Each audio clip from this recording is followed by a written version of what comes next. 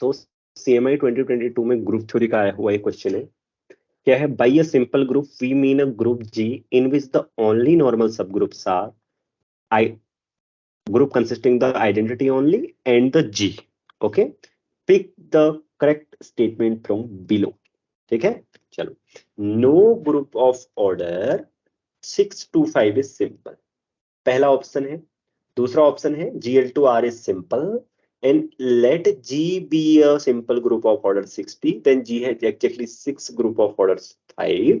Let G be a group of order 60, then G has exactly 7 groups of order 3. तो कौन सा सही होगा देखते हैं, एक एक करके ऑप्शन सॉल्व करते हैं. हाँ, पहला ऑप्शन क्या बोलता है? No group of order.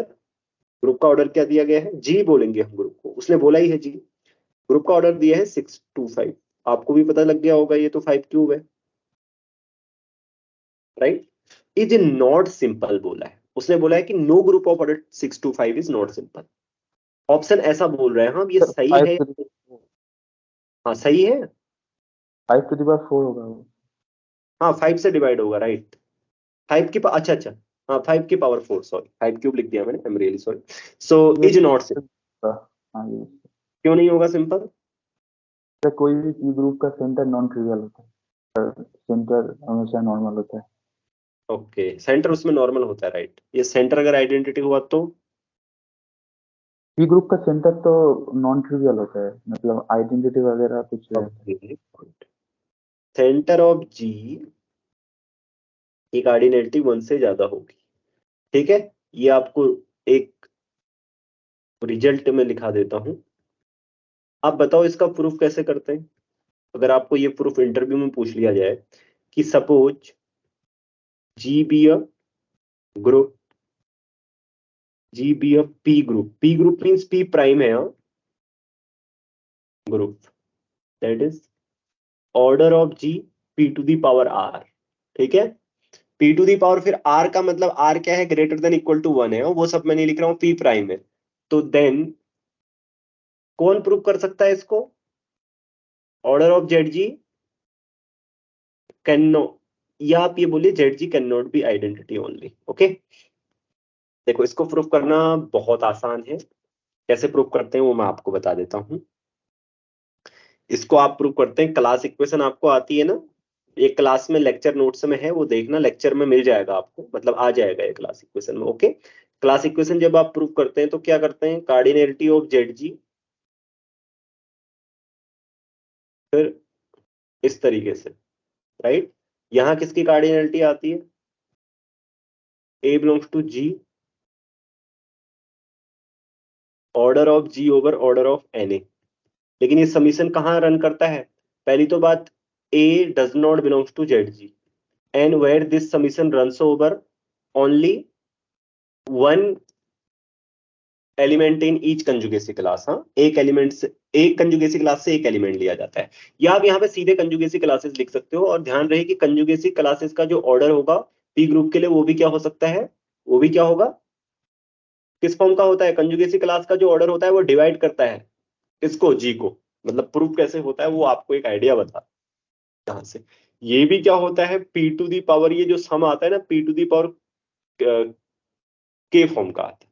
मतलब पहला वाला पी टू दी पावर के, तो ओवरऑल ये पी से डिविजिबल होता है.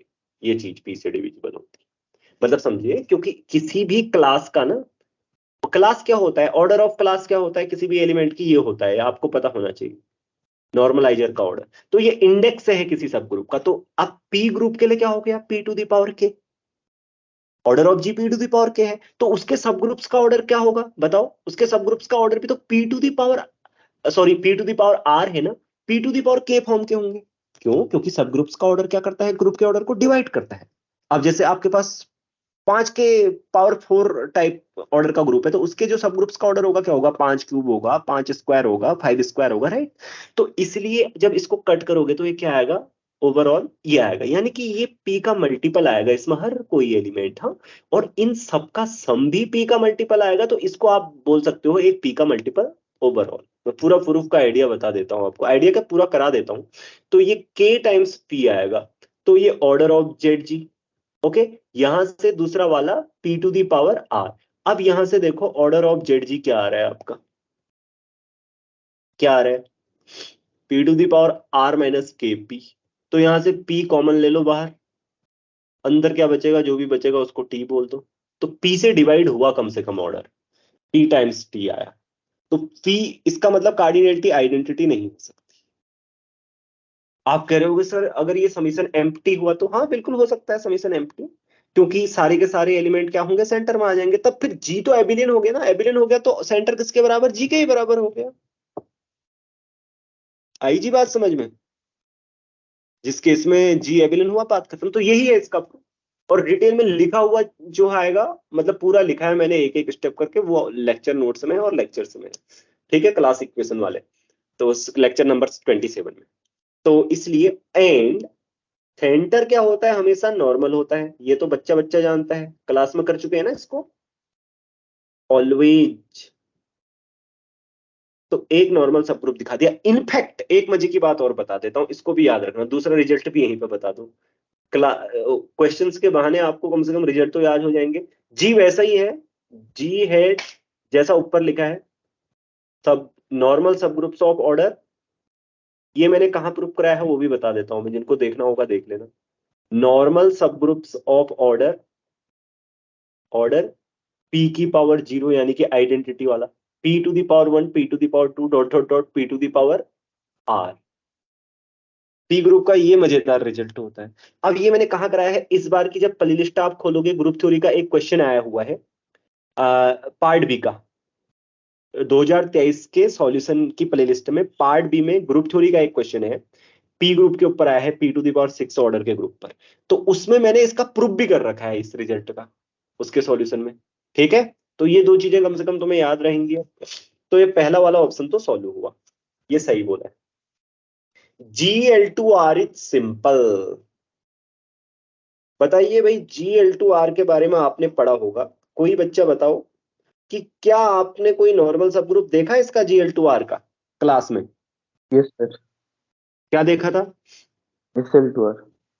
Good, it's not simple, because not simple, गलत कर दो ऑप्शन को, उसने सिंपल बोला है, बिकॉज प्रॉपर नॉर्मल सब ग्रुप, हाँ, या आइडेंटिटी और उसको छोड़कर, क्योंकि प्रॉपर भी अलग अलग ऑथर्स अलग अलग बोलते हैं, कोई प्रॉपर को बोलते हैं आइडेंटिटी और उसको छोड़कर, कोई बोलते हैं केवल पूरे ग्रुप को छोड़कर बस।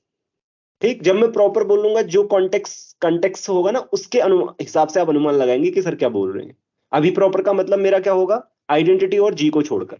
Okay, not simple because SL2, पहली बात SL2R आइडेंटिटी के इक्वल नहीं है, ये भी आपको पता होना चाहिए, नहीं है, क्योंकि बहुत सारी मैट्रिक्स होती हैं जिनका डिटर्मिनेंट क्या होता है, ए होता है। GL2R एंड डेट ए क्या होगा, 1 होगा। ओके, तो ये सिंपल होता है, देखो, सॉरी ये सब ग्रुप होता है वो तो आप प्रूफ कर लेना, मैं नॉर्मल होता है वो आपको प्रूफ करके दिखा देता हूं। मान लीजिए कोई भी ए है SL2R से, ओके, SL2R से कोई ए ले लीजिए, और कोई बी ले लीजिए कोई एलिमेंट GL2R से, तो हमें दिखाना है कि ये क्या होगा, कंजुगेट इनवेरिएंट अंडर कंजुगेशन होगा ना, तो क्या करेंगे, बी इनवर्स करेंगे, कंजुगेशन करें अगर, तो इसका डिटर्मिनेंट क्या होता है वो देखना होगा। अब ये SL2R में है या नहीं, ये देखने के लिए बी इनवर्स इसकी डिटर्मिनेंट देखनी होगी। तो आप जानते हैं determinant of product of matrices क्या होती है, प्रोडक्ट ऑफ डिटर्मिनेंट्स होती है। तो डिटर्मिनेंट बी, डिटर्मिनेंट ए इंटू डिटर्मिनेंट बी इनवर्स का डिटर्मिनेंट क्या होता है, डिटर्मिनेंट बी का इनवर्स इन्वर्टिबल मैट्रिसेस के लिए होता है ना, ये आपको पता होगा। तो अब ये तो सारे रियल नंबर है, ये तो कॉम्प्यूट करेंगे आपस में, ठीक है, करेंगे कि नहीं करेंगे। तो दूसरी बात क्या होगा कि डिटर्मिनेंट ए 1 भी है, ये वाली चीज 1 है, और ये एक दूसरे के इनवर्स से कैंसिल होके ओवरऑल ये 1 आया, तो इसका मतलब ये अगर ये 1 आ रहा है तो सो दिस इंप्लाइज जिसकी भी डिटर्मिनेंट 1 होती है जिस मैट्रिक्स की, वो किसके अंदर होती है, SL2R के अंदर बाय डेफिनेशन। तो ये इन SL2R is invariant under conjugation, hence normal, ठीक है, नॉर्मल है, और ना ही ये GL2R के इक्वल है, क्योंकि बहुत सारी मैट्रिक्स ऐसी होती हैं, GL2 मतलब 2x2 की ऐसी मैट्रिक्स होती हैं आपकी जिनका डिटर्मिनेंट 1 नहीं होता, और ना यहाँ केवल आइडेंटिटी के अलावा बहुत सारी मैट्रिक्स आती हैं, जैसे फॉर एग्जांपल 1 1 0, ये वाली मैट्रिक्स का भी डिटरमिनेंट 1 है ना। तो इसलिए ये क्या है, प्रॉपर है, मतलब ना ही जी के इक्वल ना ही आइडेंटिटी के इक्वल, तो दूसरा वाला गलत हो गया। ठीक है जी। अब तीसरे वाले में आए। तीसरा वाला ऑप्शन क्या कहता है? तीसरा वाला ऑप्शन कहता है कि let ji be a simple group of order 60। तो मैं तीसरे और चौथे ऑप्शन को नीचे रख लेता हूं, ताकि बार बार स्क्रीन को ऊपर ना करना पड़े। इस तरीके से कॉपी, सीधे इसको यहां रख देते हैं। ओके, अब जब जब हमें जरूरत पड़ेगी हम देख लेंगे क्या कह रहा है। दिख रहा है थी? ओहो, कितनी दूर आ गए हम। एक में हुआ ऐसा, कोई बात नहीं, इतनी दूर भी नहीं आए। चलो देखो,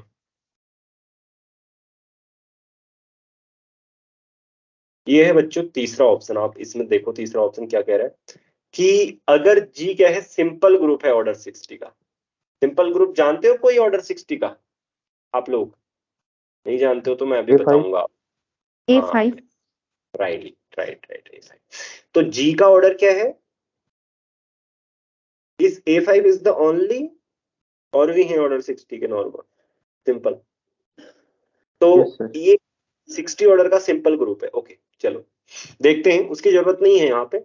जी और भी है या नहीं, क्वेश्चन है मेरा, तुम ये मत समझ लेना मैं ऐसा कह रहा हूँ कि और भी है। जी हैज एक्टिविटी 6 सब ग्रुप्स ऑफ ऑर्डर 5। तो पहले इसका हम क्या लिख देते हैं, ये प्राइम फैक्टराइजेशन। तो प्राइम फैक्टराइजेशन क्या होगा इसका? 2 की पावर 2 3 इंटू 5। ओके, अब इसने बोला है कि G has exactly 6 groups of order 5। Order 5 का सब ग्रुप क्या होगा? सब ग्रुप ऑफ ऑर्डर 5 इज, बोलो क्या होगा? 5 इज 5 एसएसजी। एसएसजी होगा ना? 5 एसएसजी होगा कि नहीं होगा? क्योंकि 5 स्क्वायर डिवाइड नहीं कर रहा ना ग्रुप के ऑर्डर को। तो सीलो थ्योरम में पढ़ा है ना आपने ये। तो आप देखो कि order of number of silo सब ग्रुप्स, नंबर ऑफ 5 एसएसजी कितना होगा भाई? देखते हैं क्या होगा। इक्वल टू 1 + 5 के फॉर्म का होगा for some non negative integer, non negative integer के। ओके, इंटीजर के, नॉन निगेटिव इंटीजर के लिए। तो फिर आप 1 + 5 के क्या करेगा, किसको डिवाइड करेगा? ग्रुप के ऑर्डर को। अब ये ध्यान रखना, कभी भी ग्रुप के ऑर्डर को डिवाइड करेगा, लेकिन आपको 5 लिखने की कोई जरूरत नहीं है।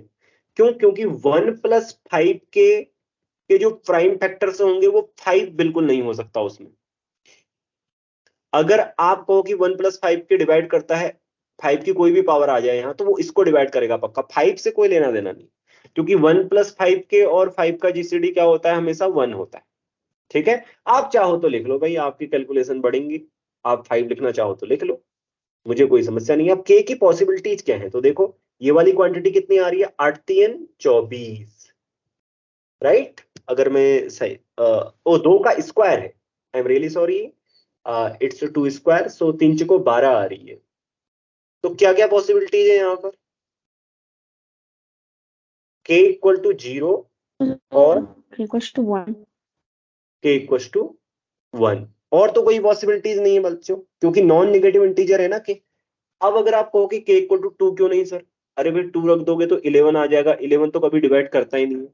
फिर 2 से बड़ा रखोगे तो हमेशा बड़ा आएगा, जो 12 से बड़ा होगा वो 12 को डिवाइड करेगा कैसे? Which is greater than 12, how it will divide the 12? Okay, so यही पॉसिबिलिटी है। If k equal to 0, k equal to 0, then 5 SSG is normal, क्योंकि यूनिक हो जाएगा ना, इज नॉर्मल। कोई भी किसी ऑर्डर का सब ग्रुप, ये एसएसजी के लिए ही नहीं बच्चों, किसी भी ग्रुप में अगर कोई भी सब फाइनाइट ऑर्डर का ग्रुप है और वो यूनिक है उस ऑर्डर का, ठीक है, तो वो नॉर्मल होता है। फिर वो एसएसजी हो या नहीं, सीलो में तो दोनों तरफ को होल्ड करता है, नॉर्मल है तो यूनिक होता है।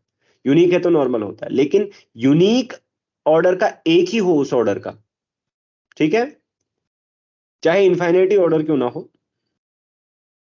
अगर इनफाइनाइट ऑर्डर या किसी भी ऑर्डर का एक ही सब ग्रुप हो जी के पास तो वो नॉर्मल ही होता है। क्यों होता है?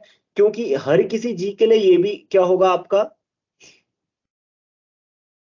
ये भी एक ग्रुप होता है, आपको पता होना चाहिए, हर किसी जी के लिए कंजुगेट ग्रुप बोलते हैं इसको।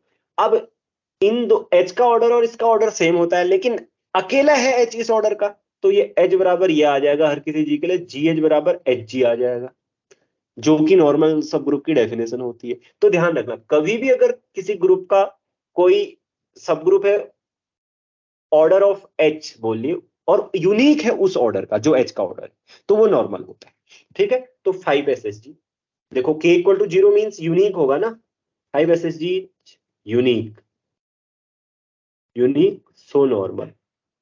This implies g is not simple, g is not simple, लेकिन g तो सिंपल दिया गया है, तो but g is given to be simple, option से में ना दोनों। अच्छा पहले वाले में दिया है, तीसरे वाले ऑप्शन में दिया है, ओके। तो इसका मतलब क्या हुआ बच्चों, कितने होने चाहिए टोटल, 6 होने चाहिए, राइट, 5 SSG, क्योंकि 5 SSG का ऑर्डर भी 5 है, तो ये तीसरा वाला गलत है। ओ सही है, 6 बोला है उसने, 6 ग्रुप्स ऑफ ऑर्डर 5 बोला है, तीसरा वाला सही बोला है, क्योंकि यूनिक तो हो नहीं सकते। सो नंबर ऑफ 5 SSG क्या होगा, k की जगह 1 आएगा, 1 + 5 कितना हो गया, 6, और इसलिए ये सही हो जाएगा डी ऑप्शन। डी ऑप्शन क्या बोलता है, let ji be a group of order 60, then G has exactly 7 सब ग्रुप्स ऑफ ऑर्डर 3। चलो चेक कर लेते हैं, वही अब 3 सिलो सब ग्रुप देखने हैं बस हमें। 3 सिलो सब ग्रुप का नंबर कितना होगा, आप डायरेक्ट लिख रहा हूं, हाँ, नंबर ऑफ 3 सिलो सब ग्रुप से, हाँ सर इसके लिए अगर साइक्लिक ग्रुप लेंगे तो नहीं बोल्ड होगा, तो सिंपल नहीं बोला।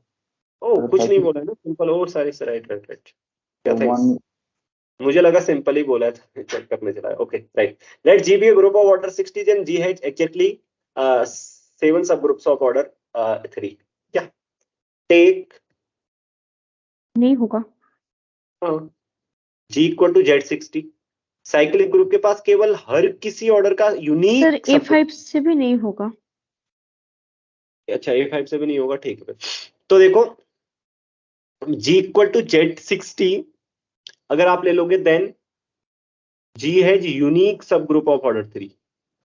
जो भी साइक्लिक ग्रुप का ऑर्डर, साइक्लिक ग्रुप अगर आपके पास कोई है G मान लीजिए, ठीक है, उसके ऑर्डर का जो भी डिवाइजर होता है उस डिवाइजर का एक यूनिक सब ग्रुप होता है, ठीक है। G हैज अ यूनिक सब ग्रुप ऑफ ऑर्डर,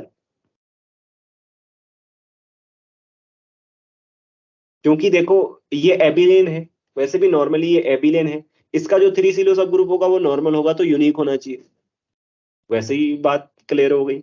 यूनिक सब ग्रुप ऑफ ऑर्डर आपको नहीं भी पता है अगर साइक्लिक की बात, तो इस तरीके से ये चारों ऑप्शन CMI के इस क्वेश्चन के सॉल्व हो गए। किसी को कोई डाउट है, कोई चीज समझ में नहीं आई या किसी चीज का और एक्सप्लेनेशन चाहते हैं तो प्लीज बोलिए।